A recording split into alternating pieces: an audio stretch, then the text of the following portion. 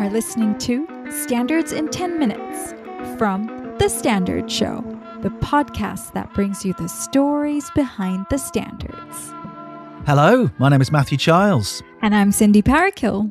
And this Standard in 10 Minutes is ISO PAS 45007, Occupational Health and Safety Management, Risks Arising from Climate Change and Climate Change Action, Guidance for Organisations.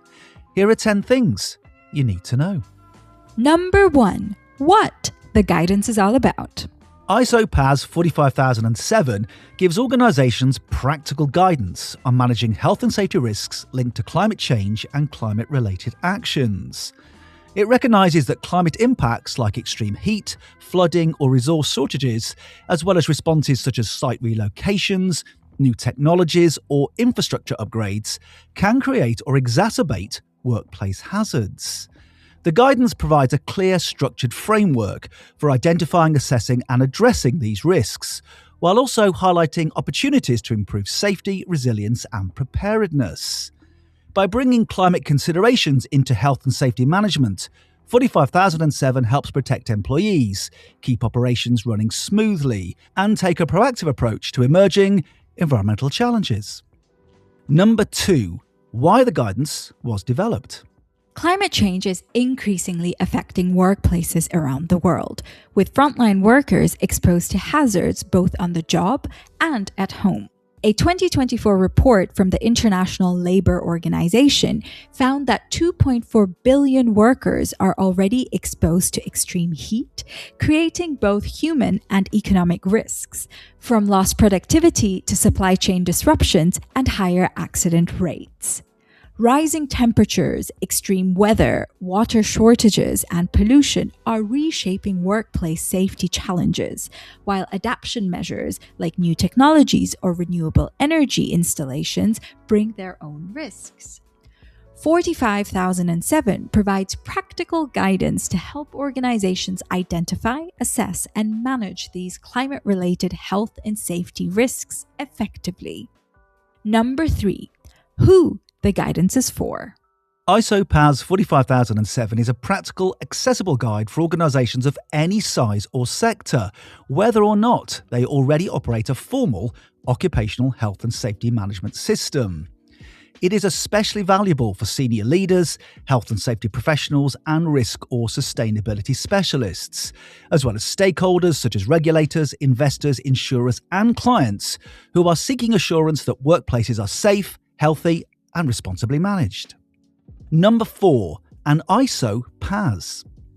An ISO PAS, or Publicly Available Specification, is published to meet an urgent market need. It reflects consensus, either among experts within an ISO working group or from a recognized organization outside ISO. Like technical specifications, an ISO PAS is made available for immediate use and is intended to gather practical feedback that can inform its potential development into a full international standard. An ISO PAS has a maximum lifespan of 6 years, after which it must either be withdrawn or progressed into an international standard based on experience and consensus. Number 5. What's in the guidance? 45007 gives practical guidance to help organisations understand and manage the health and safety impacts of climate change. It helps them identify and address risks from climate-related impacts, including extreme weather, heat stress, air pollution, and water shortages.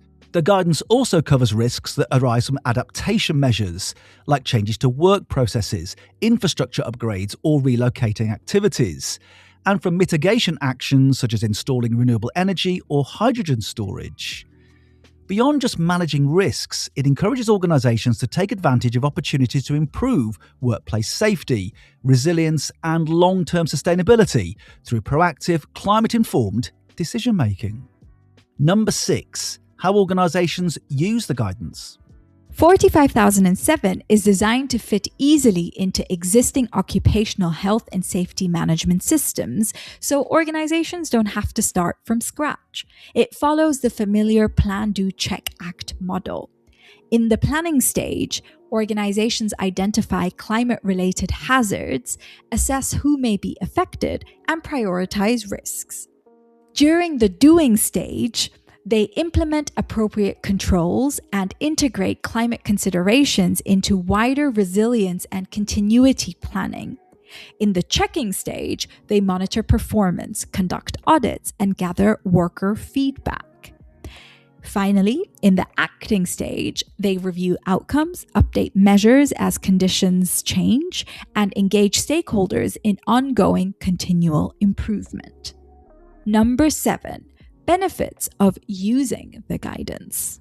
Using 45007 brings clear benefits for organisations tackling the health and safety challenges of climate change. It helps protect an organisation's workforce by identifying new or exacerbated risks and putting preventive measures in place to reduce injuries, illnesses, and productivity losses. It strengthens operations and resilience by minimising disruptions across sites and supply chains. The guidance builds trust with regulators, investors, clients, and employees by showing responsible OH&S management. It keeps organisations ahead of regulatory and societal expectations, supporting sustainability goals and ESG commitments. Proactively applying the guidance can also create opportunities for efficiency, innovation, and employee well-being, helping protect people, strengthen resilience, and safeguard an organisation's reputation. Number 8. How the guidance works alongside ISO 45001. ISO PAS 45007 complements ISO 45001 by providing practical guidance to manage OH&S risks arising from climate change and climate action.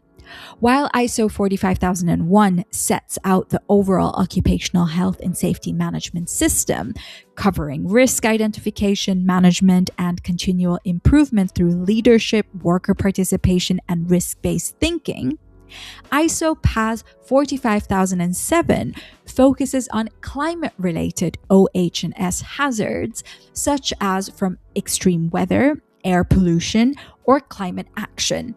It helps organizations assess these risks and put effective controls in place. Together, 45001 and 45007 enable a structured, consistent approach to occupational health and safety in a climate-impacted world, addressing both physical and psychological risks and promoting a safer, healthier, and more resilient workforce.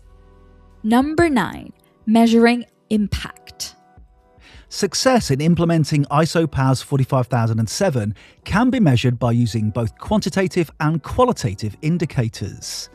Organisations may see fewer climate-related incidents such as heat stress, flooding-related injuries, or accidents linked to new technologies. Improvements in workforce well-being and reduced absenteeism show safer, healthier workplaces, while fewer supply chain disruptions strengthen business continuity. Positive feedback from employees, regulators, insurers, investors, and clients demonstrates recognition of proactive occupational health and safety management. Employee engagement and confidence captured through surveys or feedback reflect trust in the organisation's approach. By applying 45007, organisations actively protect people, enhance resilience, and show responsible leadership in a climate-impacted world, acting before disruption occurs. Number 10. The people involved in developing the guidance. ISO PAS 45007 is developed by ISO Technical Committee TC283, responsible for occupational health and safety management. The committee unites experts from around the world with expertise in workplace safety, risk assessment, and management systems. 283's work helps organizations manage occupational health and safety in a clear and structured way. It sets out shared global good practice, supports business continuity and resilience, and encourages continual improvement in workplace health and safety around the world.